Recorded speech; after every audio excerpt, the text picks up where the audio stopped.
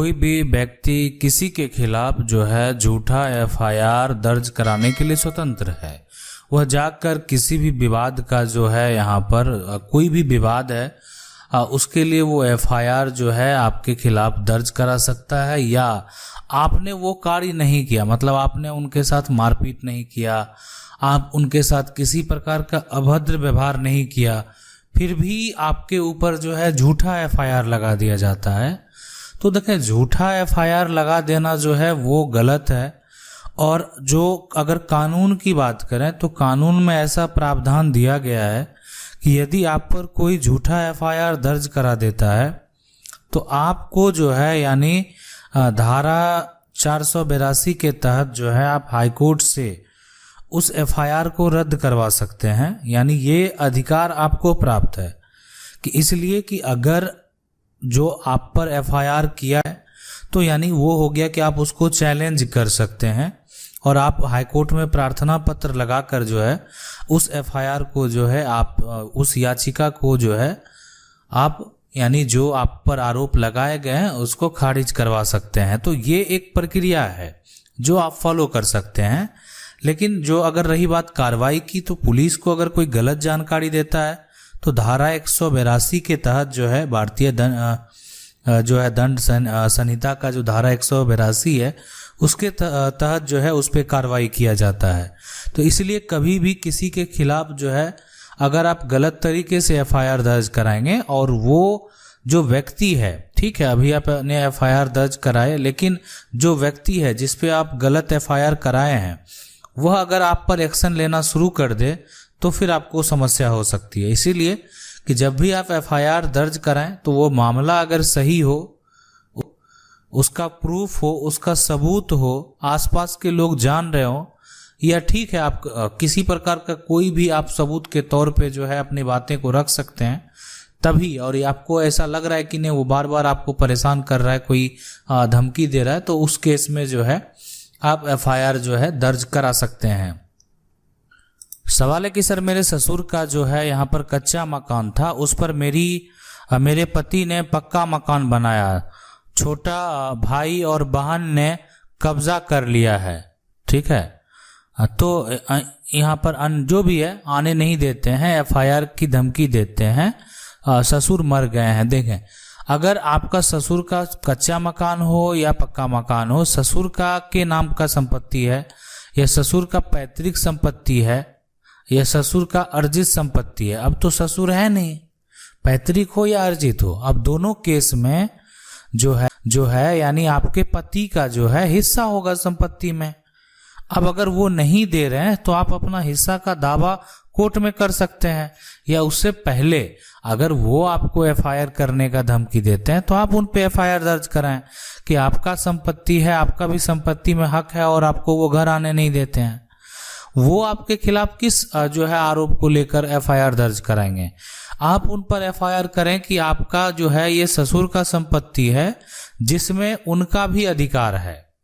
और आप अपना अधिकार प्राप्त कर सकते हैं। अगला सवाल है कि सर मेरे फादर इन लॉ ने 1999 में मेरे हस्बैंड के बड़े भाई के नाम एक प्रॉपर्टी किसी अदर से जो है यहाँ पर करवा दी। उसी जो है समय मेरे हस्बैंड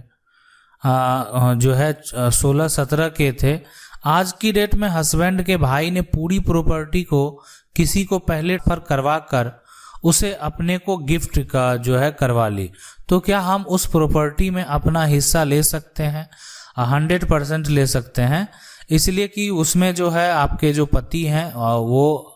आप अभी उस समय नाबालिग थे और वो परिवार के बड़े भाई हैं और बड़े हैं, तो उनके नाम से अगर प्रॉपर्टी है तो आप उसमें अधिकार का जो है एक दावा कर सकते हैं कि संपत्ति जो है, इसलिए कि पिता या जो पारिवारिक जो इनकम है, फैमिली इनकम है, जो ज्वाइंट इनकम है, उससे वो खरीदा गया संपत्ति है,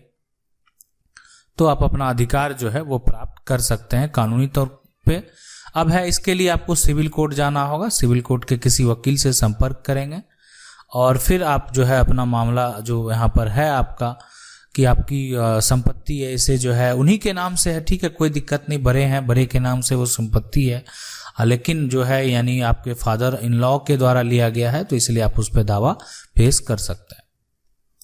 सवाल है कि रजिस्ट्री खो गई है और कब्जा जो है वो ग्रैंडसन ने कर रखी है, जो मेरे जो है चाचा का लड़का है, उस सिचुएशन में क्या करें प्लीज बताएं आप। देखें, अगर आपका जो रजिस्ट्री वाला डॉक्यूमेंट है ना वो अगर खो गया है और कब्जा जो है वो ग्रैंडसन जो है वो करके रखा हुआ है, अब जो भी परिवार का ही लोग है उस सिचुएशन में देखें आप रजिस्ट्री का नकल तो निकाल सकते हैं ना। रजिस्ट्री अगर हुआ है तो उसका नकल कार्यालय में जरूर होगा, आपको पता है किस ईयर रजिस्ट्री हुआ है, पहले उसका नकल निकाल लें। उस रजिस्ट्री का दाखिल खारिज भी होना चाहिए। ये सारा कुछ अगर हो जाता है तब आप कानूनी रूप से दावा पेश कर सकते हैं। और अगर ये सारा कुछ नहीं होता है, सिर्फ आपका रजिस्ट्री है, दाखिल खारिज नहीं हो रहा है, तो आप उसके लिए भी रजिस्ट्री के आधार पे दावा पेश कर सकते हैं। इसलिए कि ये रजिस्ट्री डॉक्यूमेंट जो तैयार हुआ तो ये किनके द्वारा किया गया, ये परिवार के कौन लोग थे जिनके द्वारा ये रजिस्ट्री किया गया। सवाल है कि मेरे पिताजी 40 साल पहले 2 बीघा जमीन रजिस्ट्री बैनामा कराए हैं,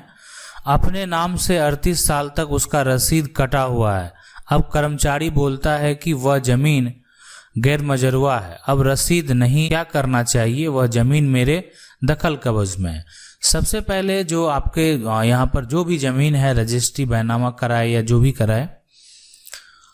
उसका पुराना इन्फॉर्मेशन जरूर प्राप्त कर लें। जो जमीन है उसका पुराना जो कागजात है आज जिससे आप खरीदे,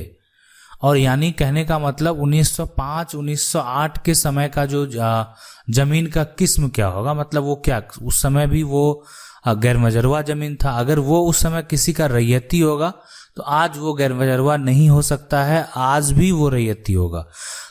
सरकार की गलती की तरह से उसको बना के दिया गया होगा, हो सकता है ऐसा। तो 40 साल पहले अगर आप वो खरीदे हैं उस केस में, अभी नया में क्या हुआ होगा कि अब विक्रेता का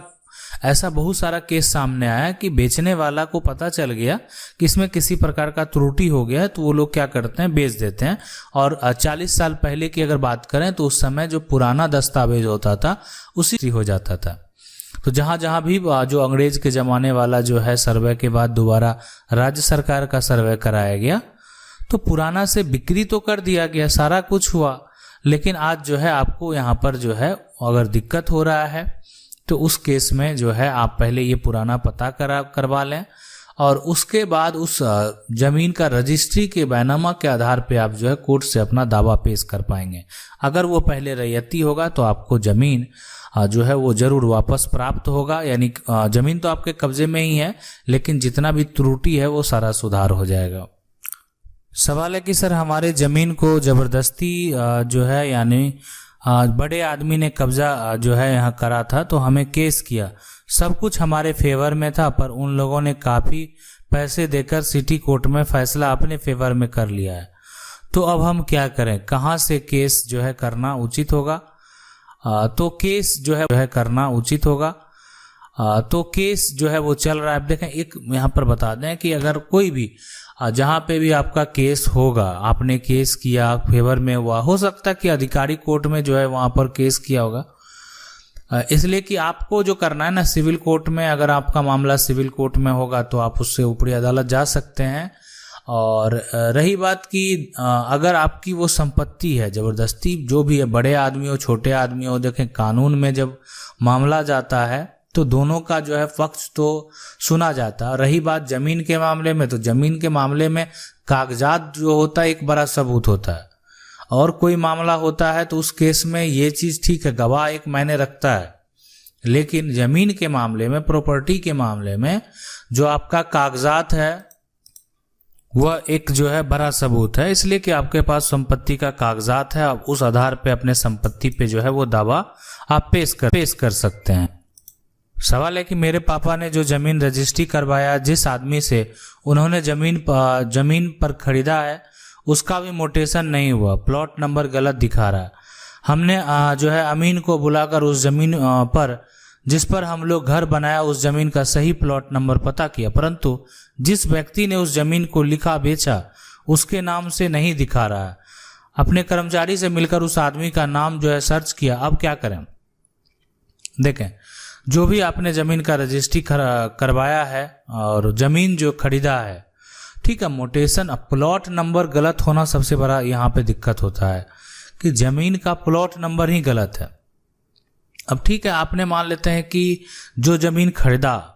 वही प्लॉट नंबर उस रजिस्ट्री डॉक्यूमेंट पे होना चाहिए। आज अगर वर्तमान में आप उस ज़मीन पे हैं तब आपका एक दावा कोर्ट में माना जा सकता है कि आप उस ज़मीन पे लंबे समय उसी ज़मीन का आपने रजिस्ट्री करवाया। अब रहा बात कि अभी ज़मीन के रजिस्ट्री में ही धोखा हो गया होगा, जो ज़मीन बेचने वाला वो विक्रेता होगा ही नहीं, तो वो समस्या जो है यहाँ पर उत्पन्न हो सकता है। तो इसलिए लेकिन इस केस में, ठीक है, ये इस केस में आपको सिविल कोर्ट जाना ही ज़्यादा सही रहेगा और जो विक्रेता है उस पर आप केस फाइल करेंगे और जो संपत्ति का जो भी है वहाँ पर मान लेते हैं कि मालिक ही होगा, उसका भी नाम जो जिसके नाम से वो वर्तमान में दिखा रहा है उसको भी आप जो है उस पर भी एक तरह से अपना पार्टी बनाएंगे और उस पर भी नोटिस करेंगे। सवाल है कि एक ज़मीन है जो 1953 की रजिस्ट्री है, उस ज़मीन का जो है यहाँ पर कैसे मिल सकता केवाला जो है, मेरे पास उस ज़मीन का डीड नंबर ही है। देखें 1953 का रजिस्ट्री, अब सरकार का जो रजिस्टर होता है, पहले तो ये ऑनलाइन सेवा था नहीं, है ना, पहले एक रजिस्टर कार्यालय कॉपी तैयार किया जाता था और जिला कार्यालय के निबंधन कार्यालय हो गया, जिला कार्यालय का जो अब जहाँ भी अभिलेख का पूरा इन्फॉर्मेशन रहता है ना, तो वो सारा चीज़ जो है एक मेंशन करके रिपोर्ट तैयार करके हर जगह जो है उसका कॉपी रखा जाता है।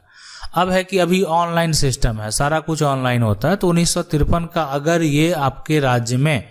ऑनलाइन अवेलेबल नहीं है तो आप जो है यानी उस रजिस्टर को, आपको पता है कि ये 1953 की रजिस्ट्री है, तो आप वहाँ के कर्मचारी से बात करेंगे कि हमको ये निकालने की बेहद ज़रूरत है